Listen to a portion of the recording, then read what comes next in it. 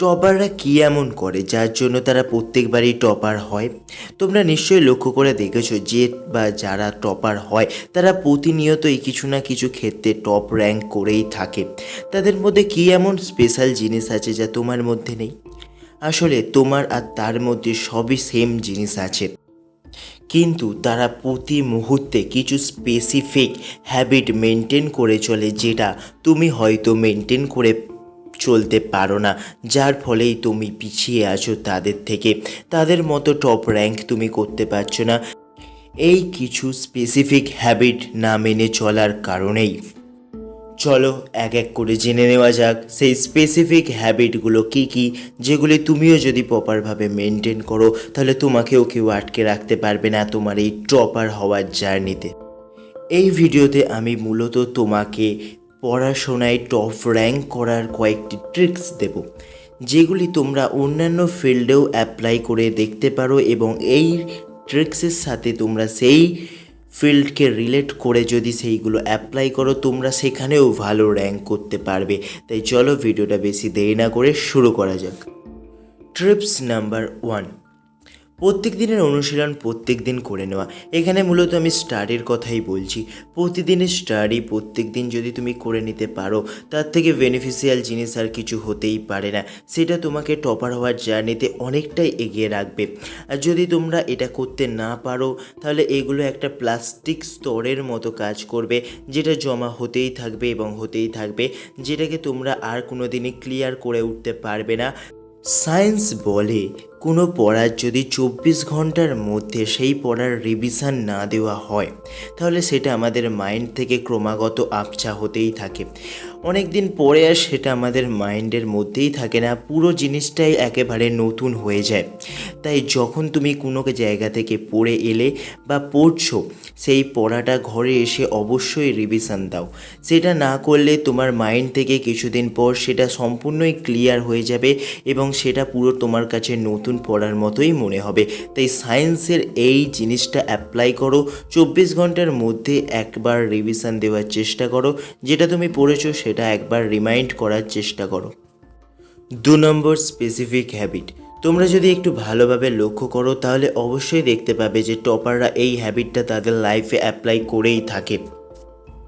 টপাররা তোমাদের মতো সব কিছুই করে, গল্প গুজব সব কিছুই করে, কিন্তু ক্লাসে যখন কোনো শিক্ষক বা শিক্ষিকা ক্লাস নেন তারা পুরো সম্পূর্ণ কনসেন্ট্রেটের সাথে সেইটাকে অ্যাবজর্ভ করে, সেটা যত বোরিং ক্লাসই হোক না কেন, কারণ তারা সবসময় জানে something is better then nothing.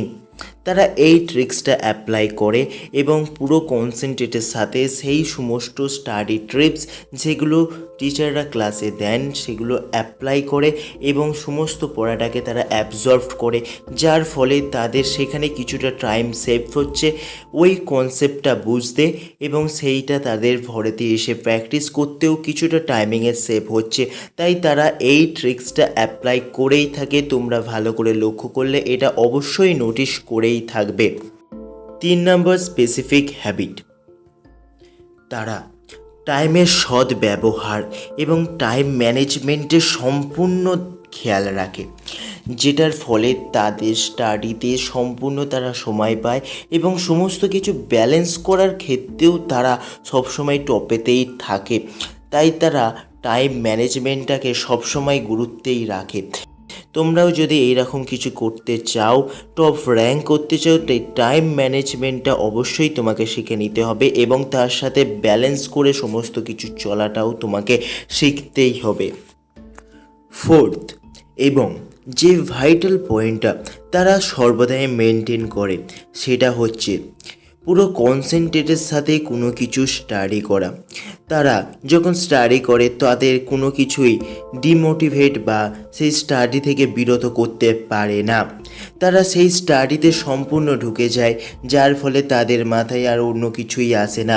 তোমরা যদি এই রকম পুরো কনসেন্ট্রেট করতে না পারো তোমাদের স্টাডিতে, তার জন্য আমি একটা ডেডিকেটেড ভিডিও বানিয়ে রেখেছি যে তোমরা কিভাবে পুরো কনসেন্ট্রেট করতে পারবে তোমার স্টাডির প্রতি। সেটাও তোমরা উপরের আই বটন থেকে অবশ্যই দেখে আসবে এই ভিডিওটা দেখার পর। 5th পয়েন্ট, তারা সম্পূর্ণই একটা স্ট্রং মোটিভেশনের সাথে চলে। তাদের সচরাচর কোনো কিছুই ডিমোটিভ করতে পারে না। তাদের একটা গোল আগে থেকেই সিলেক্ট থাকে এবং সেটা অ্যাচিভ করার চেষ্টায় তারা জান প্রাণ লড়িয়ে দেয়। তার জন্যই তারা সেই টপ র্যাঙ্কটা অর্জন করতে পারে। একটা কথা সব সময় মাথায় রাখবে, টপাররা সব কিছু পারে না, কিন্তু তারা চেষ্টা করে, যেটা তুমি করতে পারো না। এই জন্যই তারা আজ টপার। তুমিও যদি চেষ্টা করতে পারো তাহলে টপার তুমিও হবে। তাই আগেও বলেছি, আবারও বলছি, চেষ্টা করো এবং হেরে যাও, কিন্তু চেষ্টা করার আগে হার কোনোদিনই মানবে না।